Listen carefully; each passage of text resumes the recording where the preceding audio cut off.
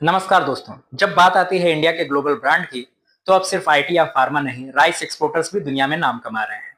और इस बार सर्वेसर foods limited, जिसने यूएसए में एक बड़ा एक्सपोर्ट ऑर्डर हासिल किया है, जिससे कंपनी का total export order book 1226 million तक का पहुंच गया है। कंपनी को Aegean services and trade Delaware USA से 266 मिलियन रुपए का नया ऑर्डर मिला है, जो सिंगापुर बेस्ड उसकी subsidiary green point PT limited के जरिए एग्जीक्यूट होगा। यह पिछले 2 महीने में उनका तीसरा मेजर एक्सपोर्ट डील है। पहले के 2 ऑर्डर्स 960 मिलियन रुपए के थे। अब कुल मिलाकर सर्वेसर फूड्स का एक्सपोर्ट पाइपलाइन 1226 मिलियन यानी लगभग 123 करोड़ के आसपास का हो गया है।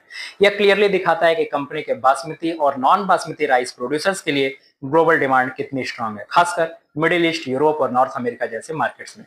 कंपनी ने बताया है कि ये एक्सपोर्ट डिलीवरीज आने वाले कुछ महीनों में फेज तरीके से पूरी होगी, जिससे रेवेन्यू और प्रॉफिटेबिलिटी दोनों में तेज उछाल की उम्मीद है। Thank you.